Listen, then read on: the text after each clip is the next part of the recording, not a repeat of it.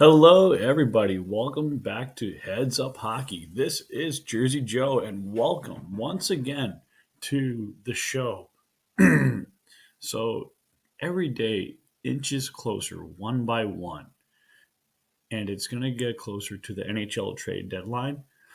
Yes, the same things and the same news is being hashed out. However, the Devils have been winning more games without Jack Hughes. They've been winning more 1 to 2 point game leads, which is a good thing. And also, it can be a bad thing one way or another. I'll explain. However, this is a testament for this team versus last year's team. And what does it mean to have that going on? It's called adversity. When you deal without your best player, your top center, and no offense to Nico Heischer, you have everyone cooperatively stepping in. And what I mean by that is hockey is a sport where it is a collective and not a one man show. And so the Devils been relying on the goaltending, the defense, and the forward core outside of Jack Hughes. And this has made everyone step up their game a little bit more and say, hey, um, if we go on the power play, who's going to jump in? And lately, a guy like Dougie Hamilton has stepped in big. Shergoch has finally broke the ice. Jesper Bratt is connecting, and even Ryan Graves has chipped in a game-winning goal. Mikey McLeod, Jesper Boqvist, they've all started to chip in here and there, and this helps the Devils not only stay above the Rangers in the Metro, but it also gives the Devils a cushion above the wild card teams. So I know this is a little off topic, but um, Alexander Ovechkin is going to be on a weekly basis or just 1 week leave of absence because of the passing of his father. So that's a heads up hockey note. And definitely it's going to mess around a little bit with the rival capitals chemistry a little bit. So it's going to be harder. They're gonna lose not only a skill player but a heart and soul guy, and it's going to make the Capitals want to play a little extra harder. So the Devils, however, they got guys like Andre Palat who are fresh off injury, and it is mentioned by Greg Wyshynski of ESPN that Jack Hughes is a 50-50 because he played a non-contact jersey at practice. So let's see if there's anything up to date. And let's see anything else from Amanda Stein. So yeah, any word. Ryan Novozinski is also a good source and great dude. I will say this: looking at this year's team versus last year, the Devils are winning close to 71% of the time, and that is great because you have guys that are performing to their potentially some of their highest potential, and some guys haven't even peaked yet. And before we get to the full trade talks, I have to go over this. The trade rumors are heating up. The Devils have a real pest in the Carolina Hurricanes, not just because they're first in the standings, but the Devils and the Hurricanes are in an arms race to get the next best player on their roster. And the Hurricanes look to add him as a rental and try and just go for the cup. That is the Stanley Cup. The New Jersey Devils are in a different situation where they're just entering their playoff window and they're looking to add that player longer term and go for as many attempts at Lord Stanley's Cup. And The Devils can also add players like Ivan Barbashev. Yes, he may be costing you a second round pick. However, the Devils are going to have a late second round pick in this year's NHL draft. I would not only say this, but I am a fan of Barbashev. He, to me, reminds me of a Russian version of Max Domi, but maybe better. And maybe not cost as bad, but for someone who likes to fiddle around, looking at so let me do elite prospects. Let me do a little comparison for you. So as I log in to elite prospects, I will tell you why one or the other would be good options because it's good to have backup plans. When the Devils fell short on Johnny Gaudreau in free agency, who was their plan B? Andre Palat. Yes, he cost a lot, but Palat is a veteran who's been there, done that, and has done a lot of good things for the Devils as of late.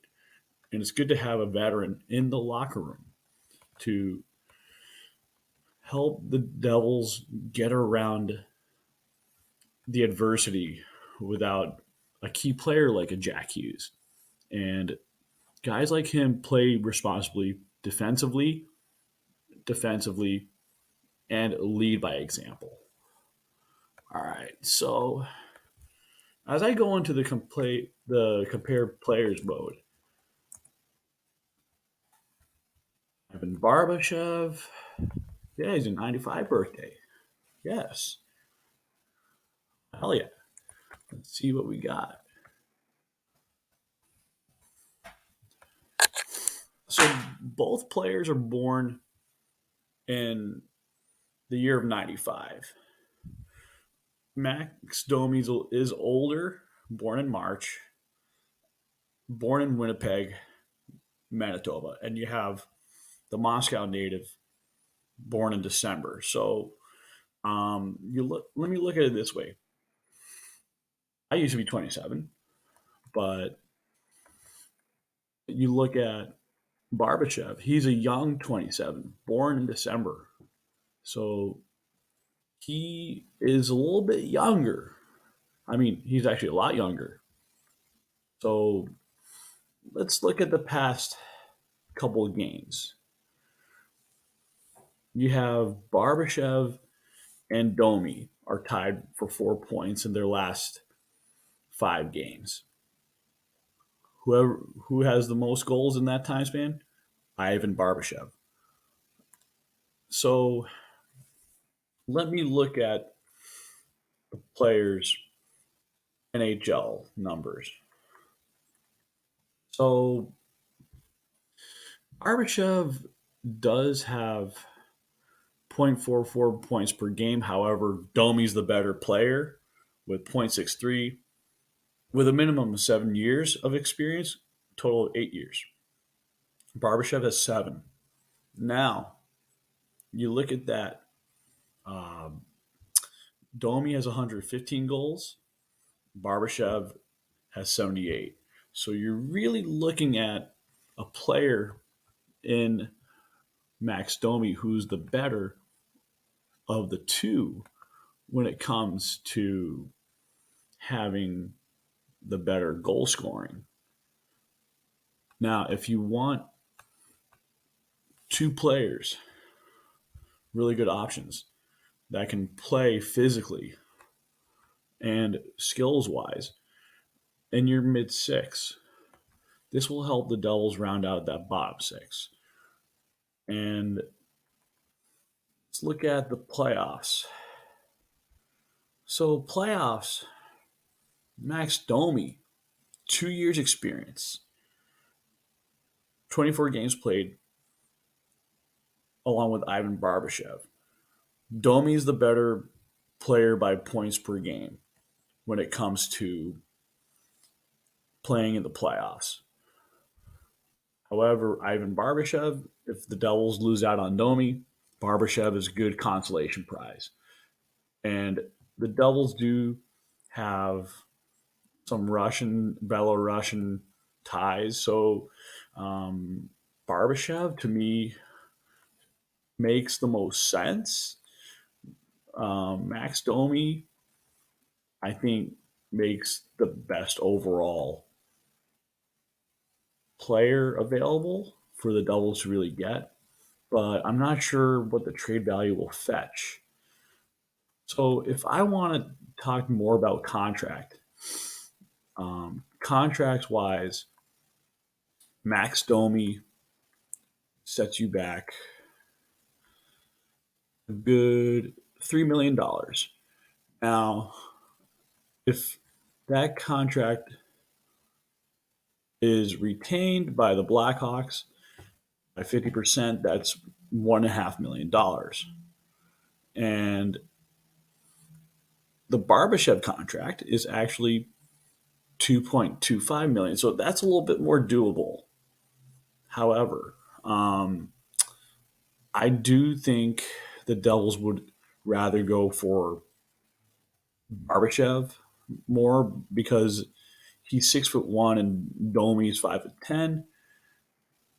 They're about the same weight, but however, there's more muscle mass on Max Domi, and that is probably going to be another reason why Domi goes quicker. But I still think the Devils still go after him. Just really, I like to look at these finer details, and having a physical guy in your lineup will make it easier for your players like a Heischer, a Hughes, a Sharon Govich, stuff like that. You don't want your best players to be picked on when it comes to playoff hockey.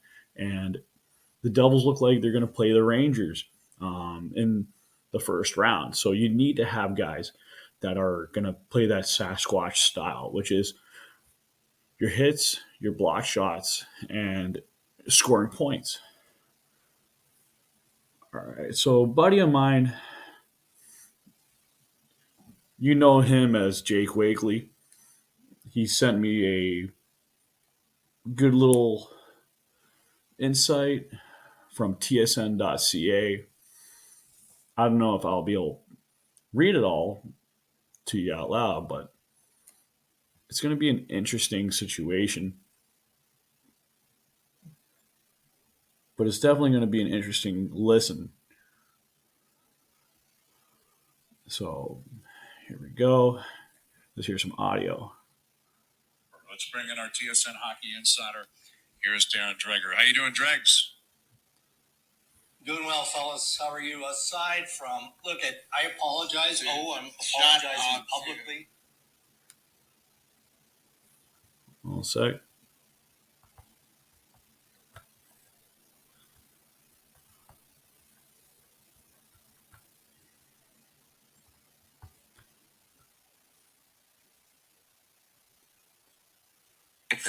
For replying, commenting on Twitter about the shenanigans that was going on. No. Let me guess, Greg. Your golf swing.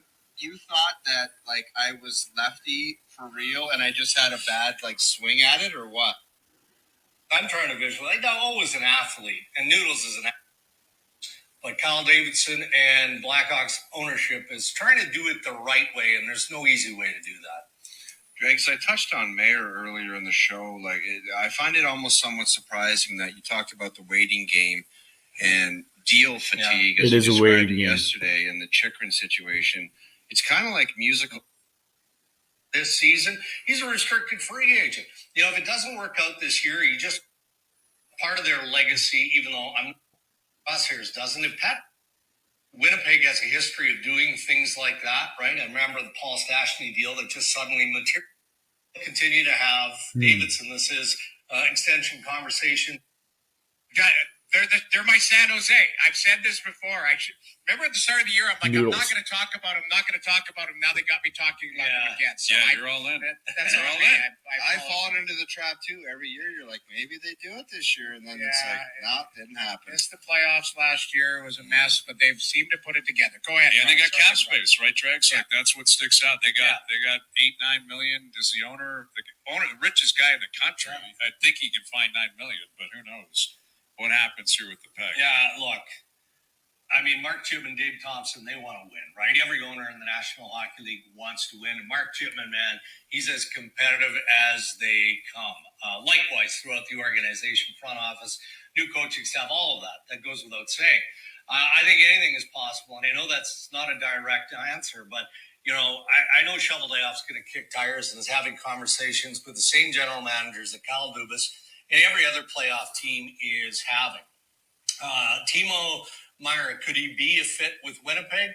Not necessarily, but again, when you're able to add a 6'1" winger, a top six forward who scores 30 plus, yeah, you're going to call and you're going to find out what the ask looks like and whether or not you can make it fit. Jonathan Toews feels more like a local media-driven storyline, but I'm sure that Shovel Dayoff will again figure out whether or not Toews is an option or Winnipeg is an option for Jonathan Toews. I think he's going to play that game positionally through his forward core and defense. He doesn't need to worry about his goaltending, but I know that he's also a very conservative GM, and some of his messaging to those around him is, look, we could do something of significance, but we're not necessarily big game hunters, and we may disappoint some people with our lack of activity closing in on the deadline as well. Darren, big picture, what kind of crumbs are we going to have left for trade deadline day? Like this, do you project that this is going to all go down in the next 5 to 7 days, and it's going to be a crumb fest? A crumb fest. That's interesting. Well, some pieces are going to follow, obviously. I mean, how long is Jake Checkern going to twist in the wind? Come on. Because guys during effect. I go to Reynolds, and I had a good friend of mine build the organization and help this. Right, but I read some social media speculation, and I really haven't had time to research. $2 million that he gets to tax.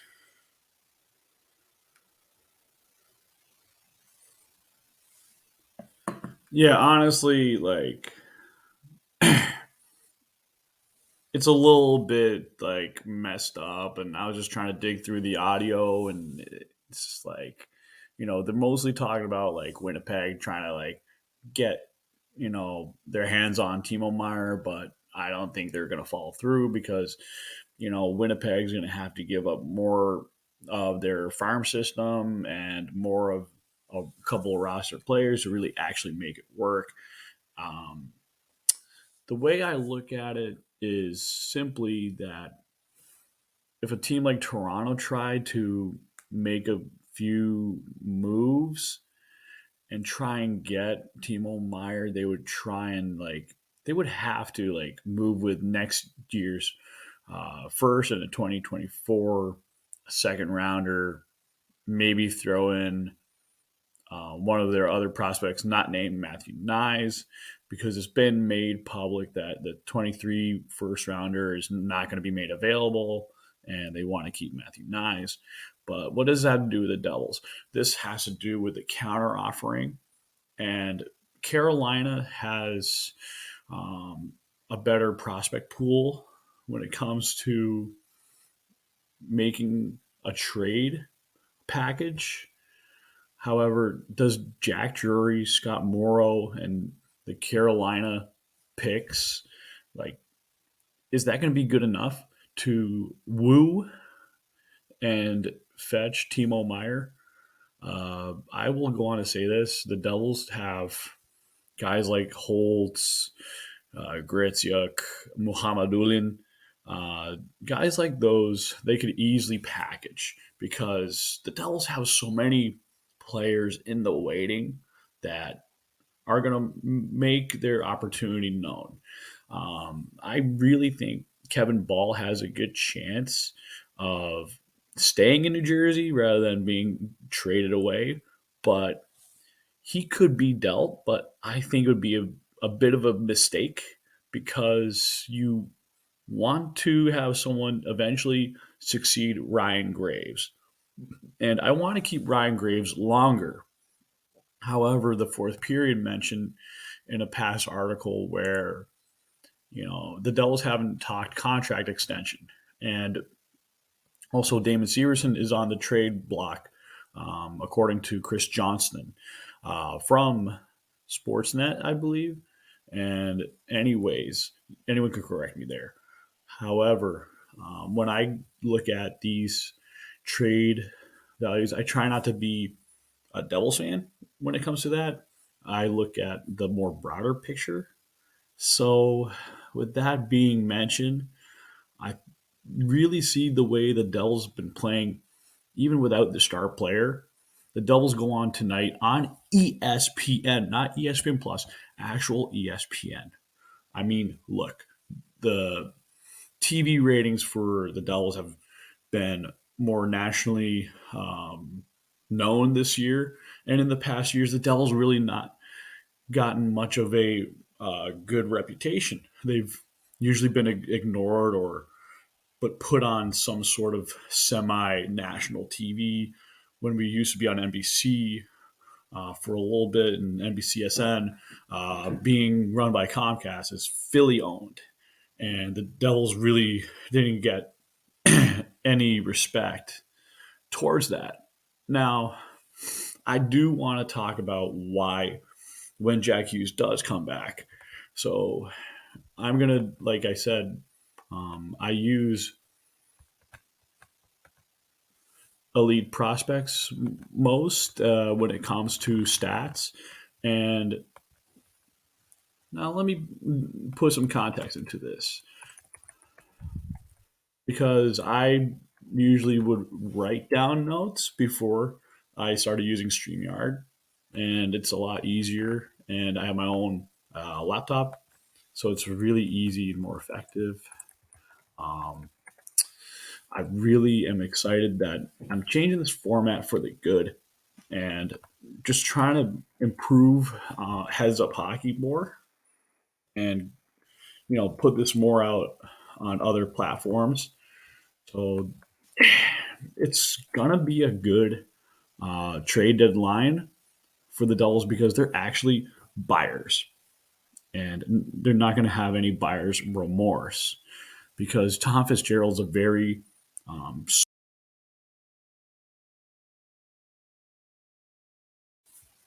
looking for the right pieces and the right players. And I usually don't compare young centers to other great centers, but I like to do this for fun. Uh, Jack Hughes, and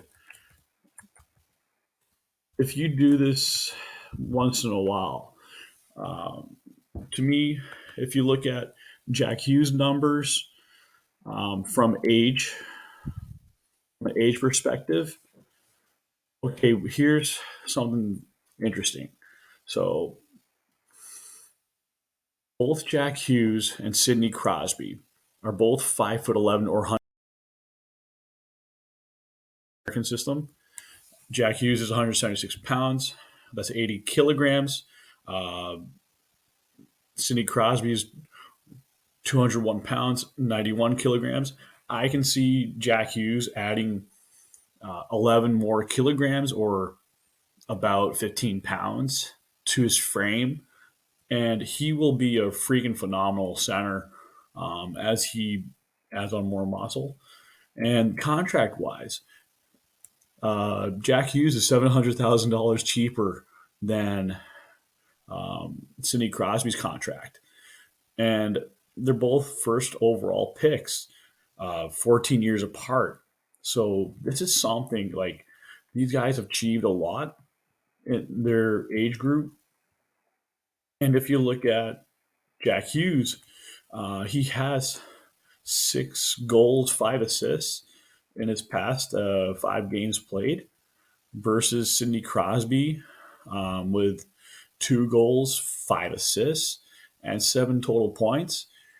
But really, I will say this: if you have both players playing minimum 97 minutes and 56 seconds, This is elite level territory for a young buck in Jack Hughes, and I want to go more towards the 21-year-old Jack Hughes.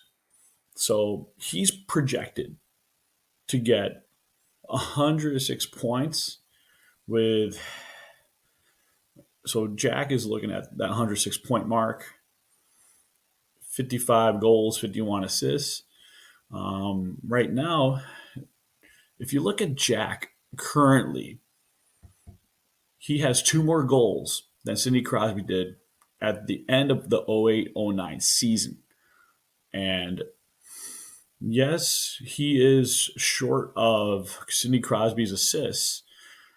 However, you look at the way he is built. If he can just, stay healthy the rest of the way and keep racking up those points, he can put up a closer amount of numbers to Sidney Crosby in that retrospect.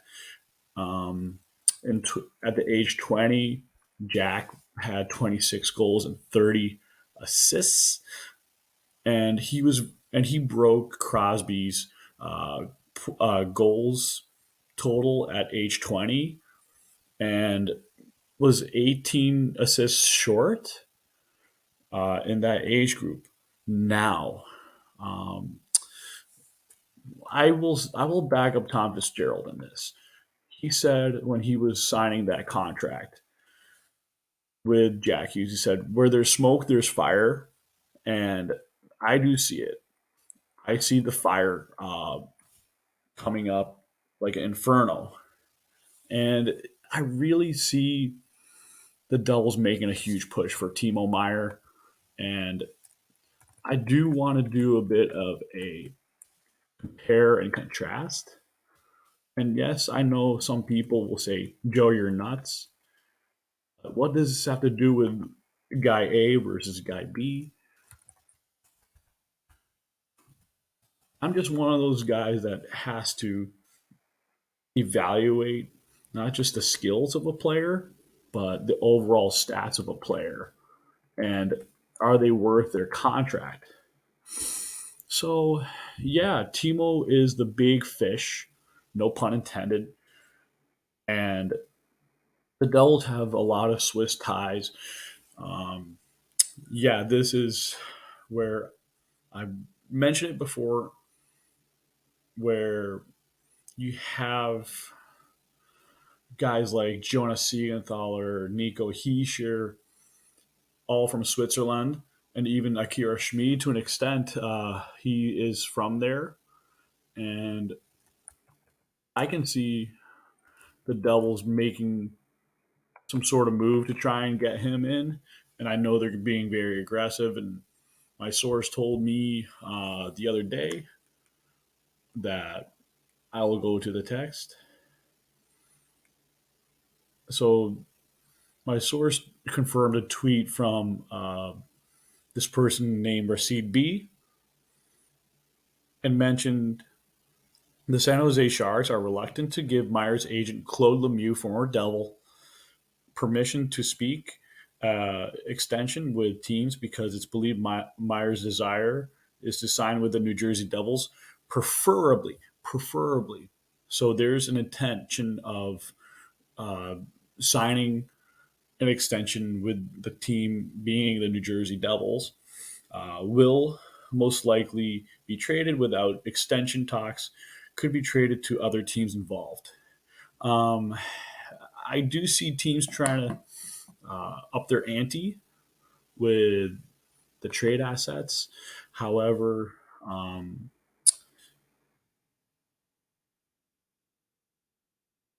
I did tweet to my source, and my source said, "Yes, it is true. He wants to come here." So I did my due diligence, and I've been trusting this source for the past few years since I started Heads Up Hockey when it used to be called the Jersey Joe Corner, and I wasn't all that advanced with this technology, but now this is a lot easier to do. because you can actually see me and hear me. So Timo Meyer has 4 points and 3 goals in his past 5 games. Pavel Buchnevich has actually 5 assists in 5 games played. So really, they're all pretty productive. Now, if I want to look at Buchnevich's past couple seasons and Myers, both on teams that are going on the down low. Buchnevich had 16 goals and 30 assists with the Rangers, and Meyer at age 24 had 12 goals and 19 assists. And so he started to pop along with Buchnevich. And Buchnevich had 20 goals and 28 assists with the Rangers, and Meyer with the Sharks popped that season at that age with 35 goals and 41 assists, and has really hit his stride. And Buchnevich, the next year at age 26, and same thing with Meyer, Buchnevich had 30 goals and 46 assists, 76 points. And Timo Meyer is on pace for 77 points and 46 goals. So right now, Meyer has 31 goals, 21 assists, and 52 points. So if the Devils miss out on Timo Meyer, they can actually get a guy like Pavel Buchnevich, who's actually, let me see his contract status. Yeah, so Meyer is a restricted free agent currently on a $6 million deal, and Pavel Buchnevich, he too, yeah, cap friendly. So you can control Meyer. He's at RFA 2022 to 23, and Buchnevich is up at the end of the 24-25 season. So they're very similar in height. It's just that Timo Meyer is a inch shorter, and Pavel Buchnevich is a inch bigger. But Timo Meyer has more muscle mass at 216 pounds and 6 feet, and you have Buchnevich who's 6'1" and 196 pounds. And I mentioned this before that both these guys can play playoff hockey as well as regular season hockey. And I think if you add one of these two guys to a line on the New Jersey Devils, the Devils get stronger, faster, more physical, become more abrasive. And anyone trying to take on the Devils, this will most certainly be a harder endeavor for teams to beat. So, for those of you looking for me on Twitter, Instagram, anything else that pops up, I'm Jersey Joe 11 underscore NJ. And also, I have a funny little Twitter thing. It's called the Sask Squad NJD. This at Sasquatch NJD right over here. Yeah, I like to put some funny stuff on there, and you can interact with me there. I'm on Pucks and Pitchforks, and this will be on YouTube, Anchor.fm, Spotify, and a bunch of other podcatchers. So if you're looking for me, um, send me questions, whatever you like. Thank you, and have a great day.